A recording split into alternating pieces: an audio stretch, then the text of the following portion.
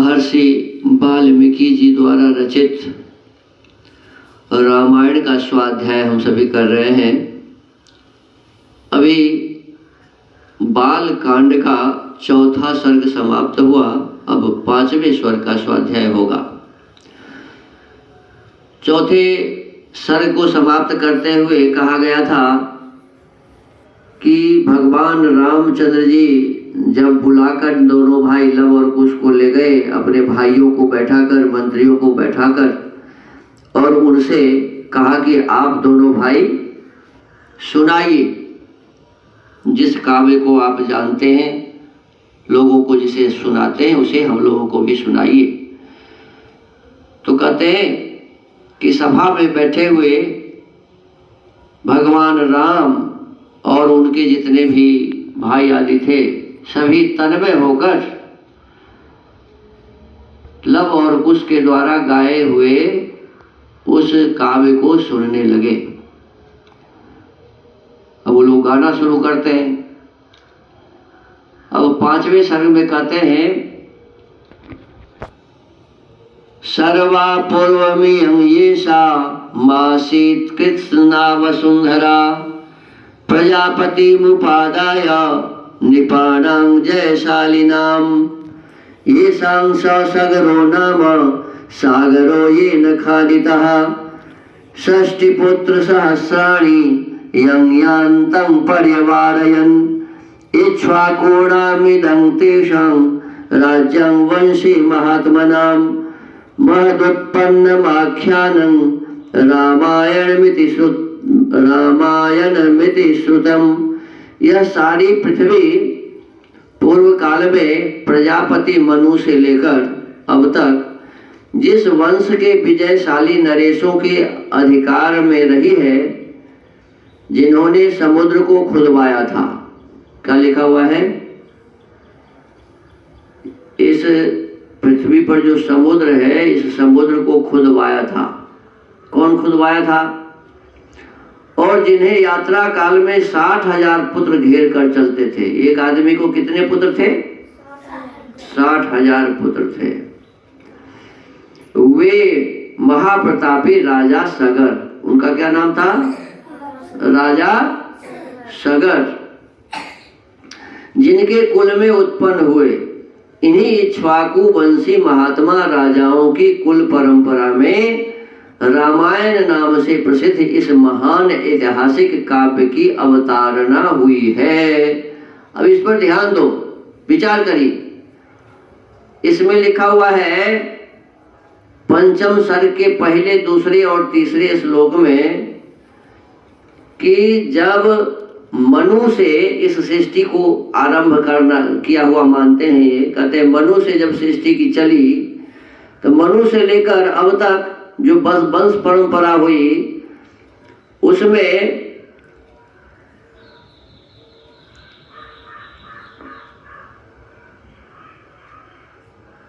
एक राजा हुए। यह सारी पृथ्वी पूर्व काल में प्रजापति मनु से लेकर अब तक जिस वंश के विजयशाली नरेशों के अधिकार में रही है, जिन्हें समुद्र को खुदवाया था और जिन्हें यात्रा काल में 60,000 पुत्र घेर कर चलते थे। उन्हें सगर नाम के राजा के बारे में कहा गया कि उनके 60,000 पुत्र थे और उन्होंने समुद्र को खुदवाया था। इन्हीं इक्ष्वाकु वंशी, इस सगर के जो वंश थे, वो सगर किस वंश में जन्म लिए हुए थे? इक्ष्वाकु वंश में। महात्मा राजाओं की कुल परंपरा में, इसी कुल परंपरा में रामायण नाम से प्रसिद्ध इस महान ऐतिहासिक काव्य की अवतारणा हुई है। रामायण की अवतारणा इक्ष्वाकु वंश में, सगर राजा के वंश में हुई है, ऐसा इसमें कहते हैं।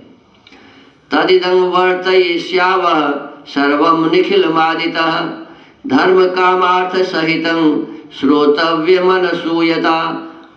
अब कहते हैं कि हम दोनों भाई, क्या कहते हैं? हम दोनों आदि से अंत तक, माने शुरू से लेके अंत तक इस सारे काव्य का पूर्ण रूप से गान करेंगे। अब देखो, इस श्लोक के माध्यम से ये पता चलता है कि रामायण का अभी गान शुरू नहीं हुआ है। कहते हैं कि रामायण काव्य का गान हम दोनों भाई करेंगे।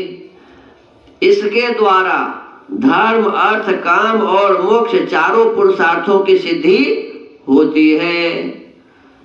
कहते हैं कि रामायण का हम गान करेंगे जिसके सुनने से धर्म, अर्थ, काम और मोक्ष की प्राप्ति होती है।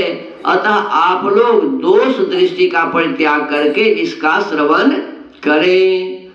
जब मैं आपको ये बताऊं, रामायण यहाँ है ना हमारे सामने, रामायण पुस्तक है।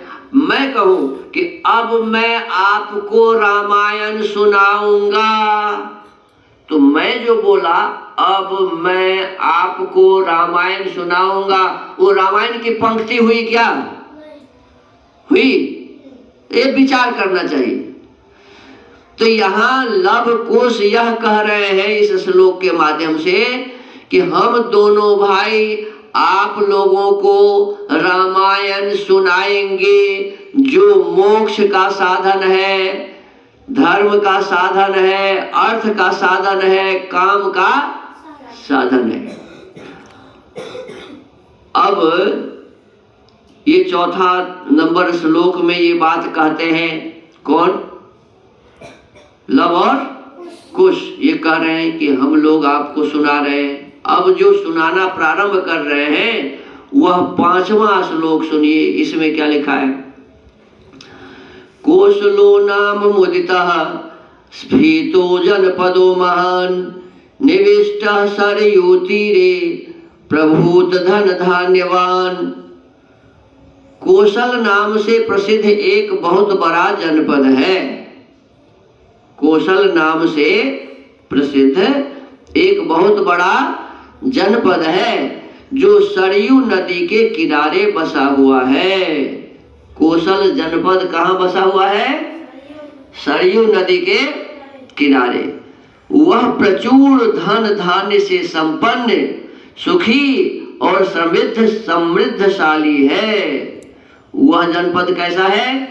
उसके पास बहुत अधिक धन है, धन धान्य से परिपूर्ण है, अन्न आदि की कोई कमी नहीं है, धन की कोई कमी नहीं है, सुखी है, किसी भी प्रकार का कोई दुख वहां नहीं है और समृद्धिशाली है। सब प्रकार से ये उन्नत है, समृद्ध है, किसी भी प्रकार की कोई कमियां वहां नहीं है। तो ऐसे कोशलपुर में क्या हुआ ये मैं बताने जा रहा हूं।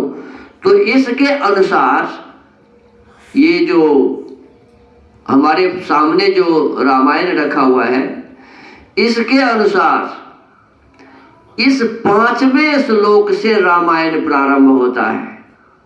कहां से प्रारंभ होता है? पंचम सर्ग के 5वें श्लोक से, क्योंकि उससे पहले जो श्लोक है उसमें ये कहा जा रहा है कि मैं आपको रामायण सुना रहा हूं।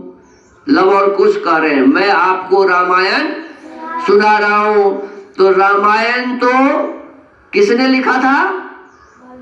वाल्मीकि जी ने। ये लव कुश जी कह रहे हैं कि मैं आपको सुना रहा हूं। तो लव कुश जिस बात को कह रहे हैं वो रामायण की बात हुई क्या? वे वाल्मीकि जी की रचना हुई क्या? नहीं। तो अभी तक हमने जो बालकांड में प्रथम सर्ग से लेकर और 5वें सर्ग के चौथे श्लोक तक जो कुछ भी पढ़ा है, इससे यही साबित हुआ है कि यह जो रचना है, यह रचना माने वाल्मीकि जी की नहीं है। अब वाल्मीकि जी की रचना जो याद किए हुए हैं कौन? लव और कुश, वो अब सुनाने जा रहे हैं। और वह शुरू होता है कहां से? यह शुरू होता है बालकांड पंचम सर्ग के 5वें श्लोक से। तो इस प्रकार अब रामायण यहां से प्रारंभ हुआ। आज प्रथम श्लोक पर हम सभी चर्चा किए। अब इसके आगे कल से इसको आगे विस्तृत करेंगे। इसमें जो 2 बातें कही हैं इस पर थोड़ा सा विचार कर लीजिए। देखिए, कोई भी संसार में मनुष्य ऐसा नहीं हो सकता जिसके 60,000 संतान हो। एक संतान को जन्म लेने में कितने दिन लगते हैं? 10 महीना लगते हैं, 9 महीना लगते हैं। मनुष्य की आयु वेद में बताया हुआ है कि मनुष्य जीवेम शरदः शतम्, 100 वर्ष जी सकता है। और त्रियायुषम जमदग्नि के हिसाब से 300 से 400 वर्ष तक लोग जी सकता है। तो 400 वर्ष में एक संतान को जन्म होने में यदि 10 महीना लगते हैं तो 60,000 संतान कैसे किसी महिला को, पुरुष को हो सकता है जी? ये संभव नहीं है। ये वेद विरुद्ध बातें हैं। ये क्या है जी? वेद विरुद्ध बातें हैं।